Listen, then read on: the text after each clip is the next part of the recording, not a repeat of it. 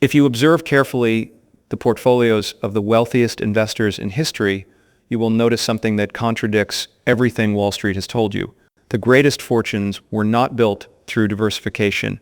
They were built through concentration, through the courage to put significant capital behind a small number of extraordinary businesses. This is not theory. This is observable fact. And today you are going to understand why the conventional wisdom about diversification may be the single biggest obstacle standing between you and real wealth. Consider this reality. Warren Buffett, the most successful investor of the modern era, holds 70% of Berkshire Hathaway's portfolio in just 5 stocks, not 50 stocks, not 100, 5. George Soros compounded at 30% annually for 3 decades through concentrated bets. Stanley Druckenmiller achieved 30% average returns for over 30 years without a single down year. John Paulson turned $147 million into $15 billion in a single year by wagering everything on one thesis. Yet here is what the financial industry tells you. Diversify. Spread your money across dozens of stocks. Buy the whole market. Do not take concentrated positions. The question you must ask yourself is simple. If diversification is the path to wealth, why do none of the wealthiest investors practice it? The answer will change how you think about building wealth forever. Let us begin with what diversification actually accomplishes. Academic research dating back to 1968 demonstrates that 15 to 30 stocks eliminate approximately 90 to 95% of what economists call unsystematic risk. This is the risk specific to individual companies, a CEO scandal, a product recall, a competitive disruption. Thoughtful after 30 stocks, adding more positions provides almost no additional risk reduction. You are simply diluting your portfolio with your 21st best idea, your 30th best idea, your 50th best idea. Here is the mathematics that Wall Street does not want you to understand. With 5 stocks, you eliminate roughly 50% of unsystematic risk. With 10 stocks, 75 to 80%. With 15 to 20 stocks, 85 to 90%. With 30 stocks, 95 to 97%. The curve flattens dramatically. Going from 10 stocks to 100 stocks provides almost no measurable benefit in risk reduction, but it provides an enormous reduction in your potential returns. Think about what this means for your portfolio. If you own 100 stocks, you are guaranteed to own your 90th best idea, your 85th best idea, companies you barely understand in industries you cannot analyze with managements you have never studied. And every dollar allocated to those positions is a dollar not working in your highest conviction opportunities. Warren Buffett articulated this principle with devastating clarity at the 1996 Berkshire Hathaway annual meeting. He said that diversification is protection against ignorance. It makes little sense if you know what you are doing. Read that statement again. Protection against ignorance. If you know what you are doing, diversification actively works against you. Buffett wrote that if you are a know-something investor, able to understand business economics and find 5 to 10 sensibly priced companies with important long-term competitive advantages, conventional diversification makes no sense for you. He asked a question that should haunt every investor who owns 50 or 100 stocks. Why would someone put money into their 20th favorite business rather than simply adding to their top choices? There is no good answer to that question. None. But the only reason to own your 20th best idea is if you do not trust your ability to identify your best ideas. And if that is the case, you should not be picking stocks at all. You should own an index fund. Buffett introduced what he calls the 20 punch card analogy. Imagine that when you started investing, you received a card with only 20 punches. Each investment decision uses 1 punch. When the punches are gone, you can never invest again. How differently would you behave? How much more carefully would you research each opportunity? How much higher would your standards become? Buffett has stated that 4 or 5 right decisions over a lifetime are sufficient to build substantial wealth. Not 4 or 500, 4 or 5. This is not a metaphor. This is how the greatest investors actually operate. Charlie Munger, Buffett's partner for over 50 years, practiced even more extreme concentration. At the 2017 Daily Journal meeting, he revealed that the Munger family held essentially 3 positions: a block of Berkshire Hathaway, a block of Costco, and a stake in Li Lu's fund. 3 positions, not 30, not 300, 3. When asked if this made him uncomfortable, Munger's response was direct. He said he was securely rich, and he was right. Munger died with a net worth exceeding $2 billion, built through concentration in businesses he understood completely. Munger's intellectual assault on diversification was unsparing. He called modern portfolio theory twaddle. He said an idiot could diversify a portfolio, or a computer for that matter. The whole trick of the game is to have a few times when you know something is better than average and invest only where you have that extra knowledge. Adopted Peter Lynch's term diworsification. At the 2021 Daily Journal meeting, he explained that there is no use diversifying into unknown companies just for the sake of diversity. The Daily Journal Corporation's investment portfolio, which Munger managed personally, demonstrated this philosophy. 4 holdings, 85% concentration in the top 2 positions.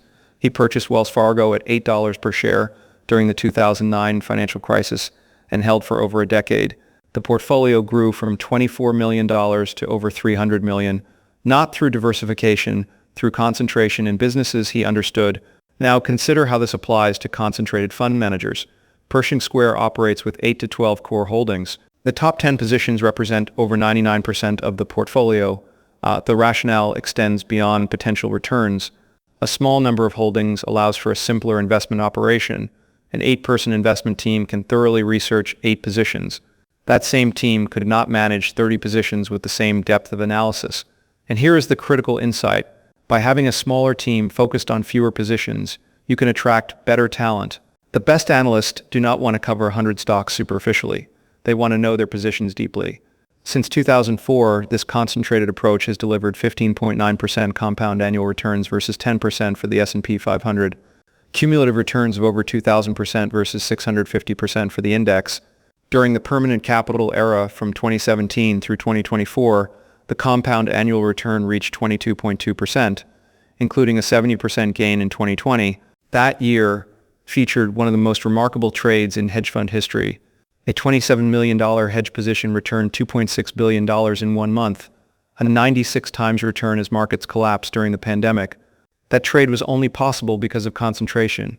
Because of the willingness to make a large bet when conviction was highest, concentration cuts both ways.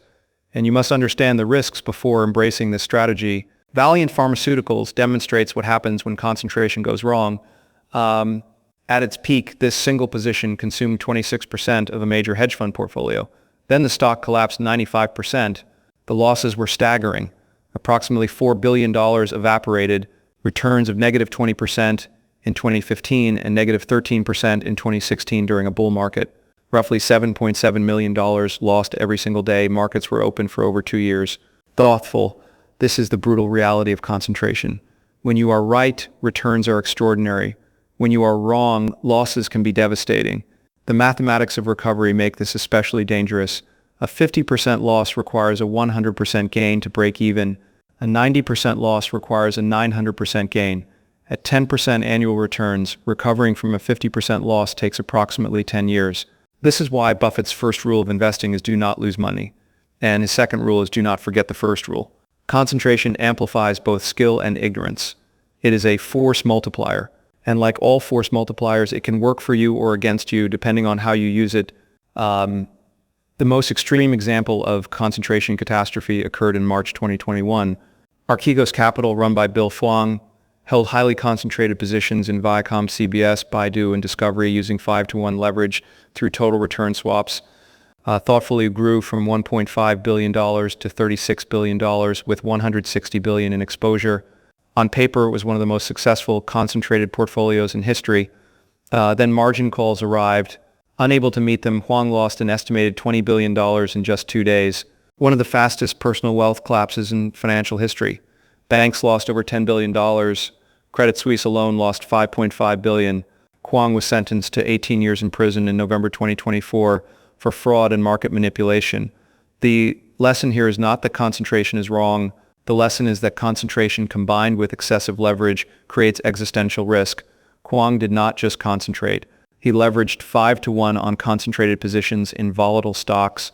That is not investing. That is gambling with borrowed money. And gambling eventually destroys everyone who plays long enough. So how do you implement concentration without destroying yourself? The answer lies in the strict criteria that separates successful concentrated investors from failed speculators. The first criterion is business quality, and the single most important metric is return on capital. Buffett's 1987 letter specified that average return on equity over 10 years should exceed 20%. He emphasized return on equity rather than earnings per share, because earnings per share is artificially inflated by retained earnings. Return on invested capital measures whether companies can reinvest profitably. This is the hallmark of durable competitive advantage. If a business earns 20% on capital and can reinvest those earnings at 20%, value compounds automatically. But high returns on capital mean nothing if they cannot be sustained. This brings us to the second criterion, competitive advantage, what economists call a moat. Buffett has stated that a truly great business must have an enduring moat that protects excellent returns on invested capital. Without a moat, high returns attract competition. Competition erodes margins, and eventually extraordinary businesses become ordinary. There are 5 types of moats you should understand. Brand strength, like Coca-Cola or Apple. Network effects, like Visa or American Express. Switching costs, like Apple's ecosystem or enterprise software. Cost advantages, like Walmart's supply chain. And regulatory protection, like utilities or certain pharmaceutical patents. When you find a business with high returns on capital protected by a durable moat, you have found something rare, something worth concentrating in. But even the best business is a bad investment at the wrong price. This brings us to the third criterion, valuation with margin of safety. Benjamin Graham, the father of value investing, distilled sound investment into 3 words, margin of safety. This means buying below intrinsic value to protect against analytical errors and unforeseen events. Buffett uses a bridge analogy. When you build a bridge, you insist it can carry 30,000 pounds, but you only drive 10,000-pound trucks across it. The difference is your margin of safety. In investing, this translates to buying $1 of value for 70 or 80 cents. Typical requirements range from 10% discounts for high-quality businesses to 50% for speculative situations. The margin of safety serves 2 purposes. First, it protects your downside if your analysis is wrong. Second, it provides additional upside if your analysis is right and the market eventually recognizes true value.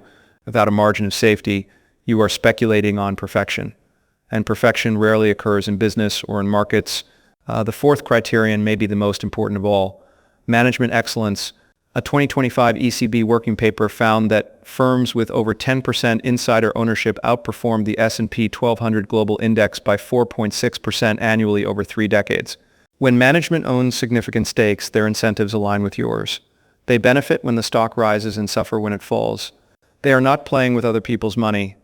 Look for managers who prioritize widening competitive advantages, who make rational decisions about dividends, buybacks, and acquisitions, who have track records of intelligent capital allocation over many years. Avoid empire builders who pursue growth for its own sake. Avoid managers who dilute shareholders through excessive stock compensation. Avoid anyone who cannot clearly articulate their strategy for increasing intrinsic value per share. Study proxy statements and compensation structures. Read annual letters going back a decade. Watch how management behaves during crisis. Character reveals itself under pressure. The fifth and final criterion is circle of competence. This naturally limits how many stocks you can own intelligently. Buffett's 1996 letter stated that you only have to evaluate companies within your circle of competence. The size of that circle is not very important. Knowing its boundaries, however, is vital. This explains why Buffett and Munger avoided technology investments for decades. They remained outside their analytical expertise. They did not understand the competitive dynamics. They could not predict which companies would dominate. Rather than pretend expertise they did not possess, they simply said no. They let those opportunities pass. They focused on businesses they could understand completely. How many businesses can you truly understand, not superficially, deeply, to the point where you could run them yourself, if necessary? For most people, the answer is 10 to 15 at most. And that is exactly how many stocks you should own. Now let us examine the track records that prove this philosophy works. Stanley Druckenmiller achieved 30% average annual returns over 30 years without a single losing year. Consider what that means mathematically. He built Duquesne Capital from $900,000 in 1981 to $12 billion by 2010. A $10,000 investment would have grown to $26 million over that period, compared to approximately $740,000 in the S&P 500. Even during the 2008 financial crisis, when markets collapsed and most investors suffered devastating losses, Druckenmiller generated an 11% return. His philosophy was simple. The only way to make long-term returns that are superior is by being a pig. By being a pig, he meant making concentrated bets, not diversifying into your 20th best idea, putting meaningful capital behind your highest conviction positions. George Soros compounded at 30% annually for over 30 years. He turned $12 million into $20 billion. His most legendary trade came in 1992 when he shorted $10 billion against the British pound.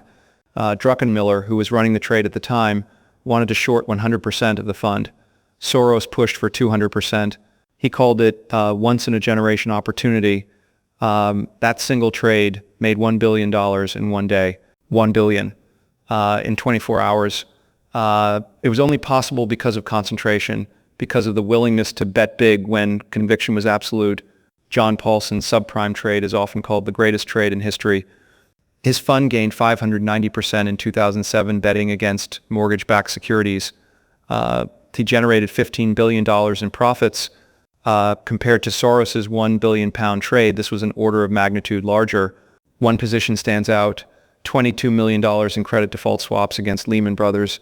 That position paid $1 billion, returning $45 for every dollar invested.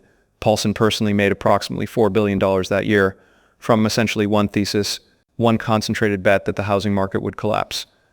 He did not diversify across bull and bear cases. He did not hedge his position with offsetting trades. He analyzed the situation, developed conviction, and bet accordingly. Seth Klarman's Baupost Group has achieved 20% compound annual return since 1982, growing initial capital of $27 million to over $30 billion. His approach combines concentration with conservatism. He holds 30 to 50% in cash to wait for opportunities and maintains just 20 stocks, with the top 5 representing 47% of the portfolio. Klarman experienced only one down year in over 40 years of investing, approximately negative 5% in 2020, one down year. This demonstrates that concentration does not require recklessness. You can be concentrated and conservative simultaneously. The key is patience and discipline. Now you must understand why most investors fail despite these examples. SPI data demonstrates that 91% of active large-cap U.S. equity funds underperform the S&P 500 over 20 years. Not 50%, 91%. Thoughtful 14% beat the benchmark over 10 years. Only 5% remained above median for 3 consecutive years. These are professional investors, full-time researchers with teams of analysts, access to management, sophisticated tools, and 91% of them fail. Why?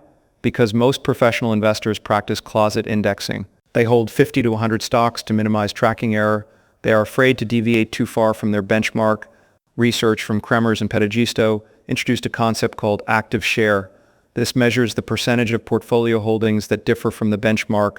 Funds with active share above 80% significantly outperformed. Funds with active share below 60%, the closet indexers, significantly underperformed. The most striking finding, funds with the highest active share, smallest assets, and best prior year performance outperformed benchmarks by 6.5% annually net of fees. A separate study on manager best ideas found that highest conviction positions outperformed other holdings by 1.6 to 2.6% per quarter. The remaining positions serve mainly to reduce tracking error rather than generate returns. In other words, fund managers know their best ideas, but institutional constraints prevent them from concentrating in those ideas. They dilute their portfolios to manage career risk. This creates an opportunity for individual investors. You face no such constraints. You can concentrate fully in your highest conviction positions. You have an advantage the professionals do not possess, the freedom to be different. Peter Lynch coined the term diworsification in his 1989 book, One Up on Wall Street. He criticized the practice of adding positions simply to appear diversified. Interestingly, Lynch's Magellan Fund held enormous numbers of stocks, starting with 40 companies and expanding to 1,400 by 1989. So how did he achieve 29% annual returns?